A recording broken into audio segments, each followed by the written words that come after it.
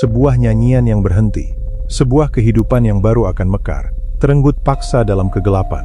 Kisah pilu kematian tragis seorang pemandu lagu muda yang terbunuh di balik dinding-dinding yang seharusnya ramai. Siapa dalangnya? Dan mengapa seorang calon ibu harus meregang nyawa dengan cara sekeji ini? Halo, selamat datang di channel Bedah Tragedi, dan kali ini kami akan membahas topik tentang misteri kematian pemandu lagu yang sedang hamil muda. Siapakah dalang di balik kematian pemandu lagu ini dan apa motifnya? Ini adalah kisah yang mengguncang jagat hiburan malam di sebuah kota kecil, meninggalkan duka mendalam dan tanda tanya besar yang tak kunjung terpecahkan selama berhari-hari.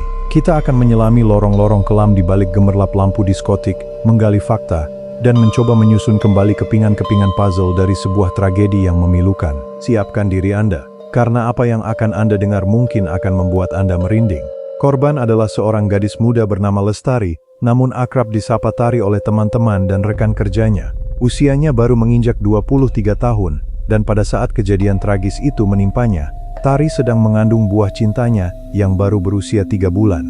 Sebuah kehamilan yang seharusnya menjadi kabar bahagia, justru berakhir dengan cara yang paling kejam, merenggut tidak hanya nyawa Tari, tetapi juga harapan dan impian calon bayinya. Tari dikenal sebagai sosok yang ceria, mudah bergaul, dan punya ambisi untuk kehidupan yang lebih baik. Ia bekerja sebagai pemandu lagu di sebuah klub malam bernama Taplak Meja, sebuah nama samaran untuk menjaga privasi lokasi aslinya. Impiannya sederhana, bisa menabung cukup banyak uang untuk melahirkan anaknya kelak, memberinya kehidupan yang layak, dan mungkin meninggalkan dunia malam yang penuh dengan ketidakpastian ini.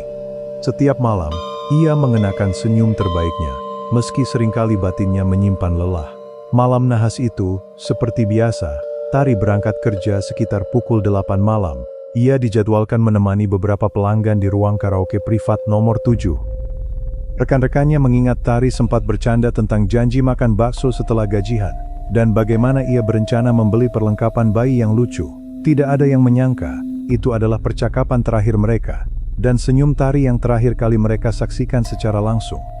Keesokan paginya, sekitar pukul 9, kegemparan pecah di Taplak Meja. Seorang petugas kebersihan bernama Pak Budi, yang saat itu sedang melakukan rutinitas membersihkan ruangan-ruangan karaoke pasca operasional, menemukan pintu ruangan nomor 7 sedikit terbuka.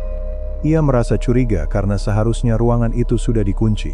Dengan langkah ragu-ragu, Pak Budi mendorong pintu itu lebih lebar dan pemandangan mengerikan langsung menyambutnya.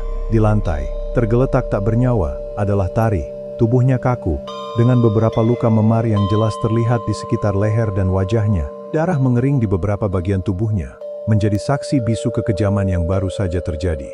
Pak Budi sontak berteriak histeris, memanggil manajer klub dan segera melaporkan temuan mengerikan itu kepada pihak berwajib. Ruangan itu seketika berubah menjadi tempat kejadian perkara, menyimpan misteri yang harus segera dipecahkan.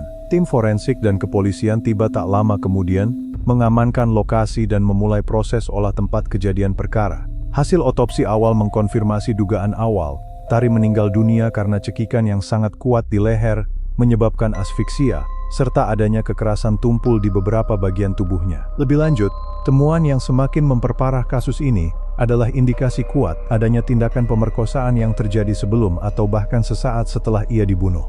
Paling menyedihkan adalah konfirmasi dari hasil otopsi bahwa Tari memang tengah hamil muda, sekitar 3 bulan. Ini berarti 2 nyawa telah melayang di malam gelap itu. Penyebab kematian yang begitu brutal, ditambah dengan kondisi kehamilan korban, membuat kasus ini langsung menjadi perhatian serius. Pertanyaan besar menggantung di udara, siapa yang tega melakukan perbuatan sekeji ini, dan mengapa? Apa motif di balik pembunuhan yang begitu biadab tersebut? Penyelidikan pun dimulai dengan serangkaian wawancara terhadap saksi-saksi kunci. Rekan kerja Tari, para pemandu lagu lain, manajer Taplak Meja, hingga beberapa pelanggan yang terdaftar datang ke klub malam itu pada malam kejadian, semuanya dimintai keterangan. Beberapa rekan Tari menyebutkan bahwa ia memang cenderung menolak jika ada pelanggan yang terlalu agresif atau mencoba mengajaknya berhubungan badan di luar batas kerja. Namun, tidak ada yang mendengar adanya pertengkaran serius dari ruangan Tari. Beberapa saksi mata juga menyebutkan melihat Tari melayani seorang pelanggan yang tampak cukup mabuk dan gelisah. Namun, identitas pelanggan itu belum bisa dipastikan secara rinci. Dugaan motif awal mengerucut pada penolakan Tari untuk melayani permintaan berhubungan badan dari pelanggan tersebut, yang kemudian berujung pada tindakan kekerasan, pemerkosaan, dan akhirnya pembunuhan untuk menghilangkan jejak. Namun, benarkah sesederhana itu? Atau ada motif lain yang lebih rumit dan tersembunyi di balik kekejaman ini? Proses penyelidikan polisi berlangsung intensif, namun pada awalnya terasa buntu. Petugas melakukan olah TKP secara menyeluruh, mencari setiap jejak yang mungkin tertinggal.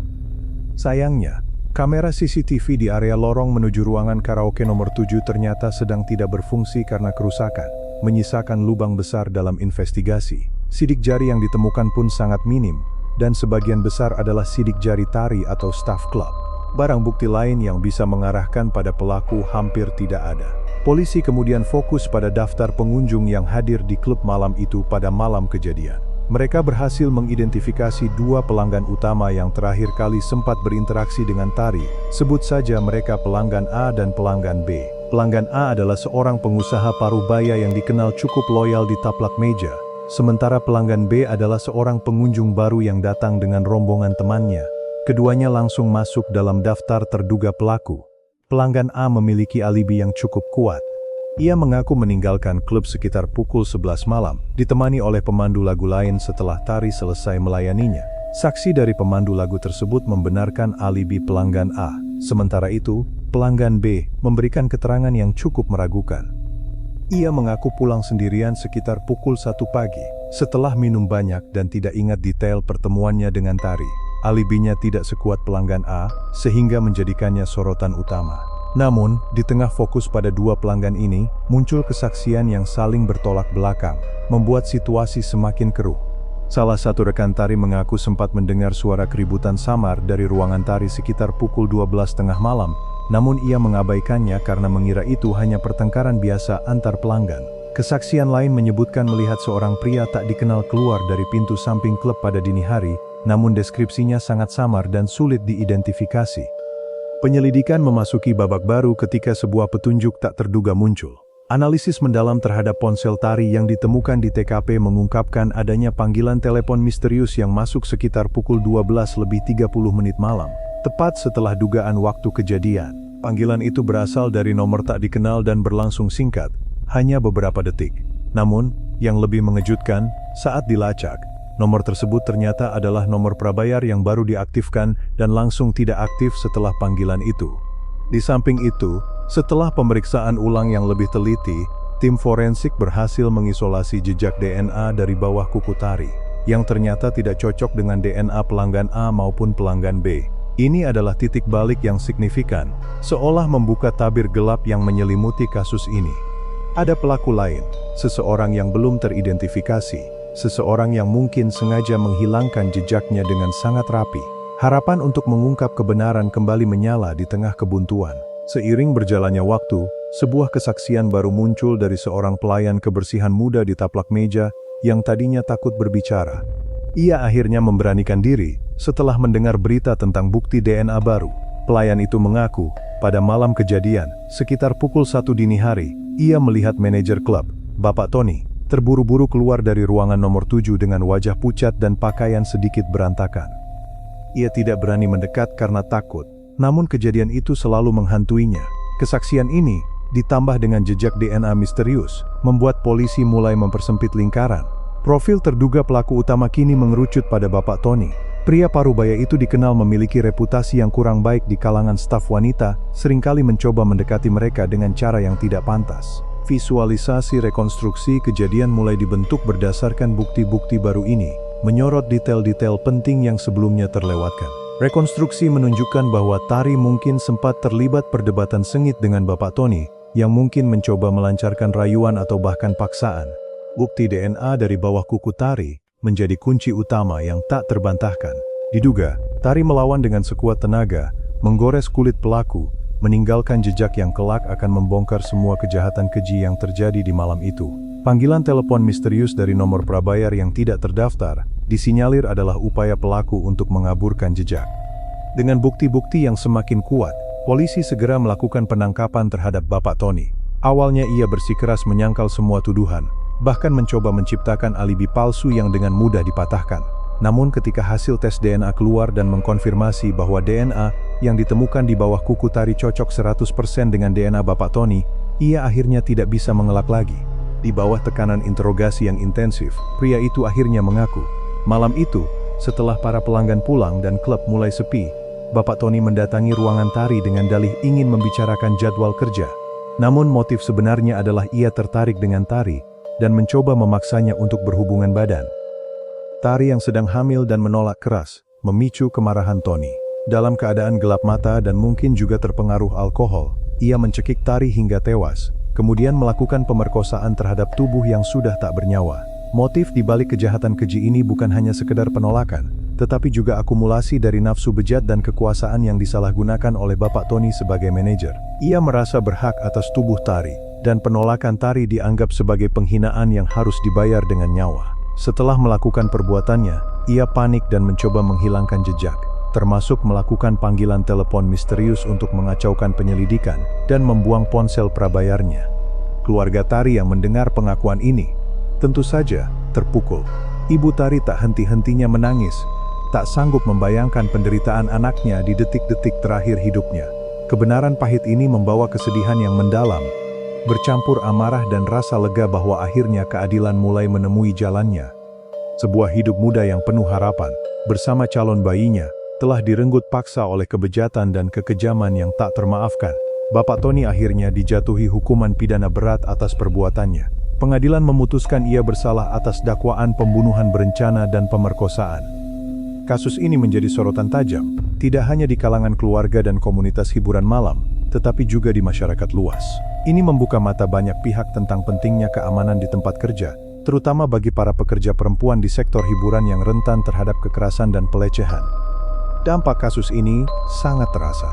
Keluarga Tari masih berjuang dengan duka mendalam, namun setidaknya, penangkapan dan hukuman bagi pelaku membawa sedikit ketenangan. Komunitas hiburan malam di kota tersebut juga menjadi lebih waspada, memperketat aturan keamanan dan pengawasan untuk mencegah tragedi serupa terulang kembali. Ini adalah pengingat pahit tentang bahaya kekerasan yang mengintai, seringkali dari orang-orang terdekat atau yang seharusnya melindungi. Kisah Tari adalah sebuah cermin, sebuah refleksi atas pentingnya penghormatan terhadap sesama, terutama kaum perempuan. Setiap individu berhak merasa aman dan dihormati, dimanapun ia bekerja atau berada. Mari kita jadikan kasus ini sebagai pelajaran, bahwa kekerasan tidak akan pernah menyelesaikan masalah, justru akan melahirkan tragedi yang lebih besar dan luka yang tak tersembuhkan. Bagaimana pendapat Anda tentang kasus ini? Apakah ada solusi yang lebih efektif untuk mencegah tragedi serupa terjadi di masa depan?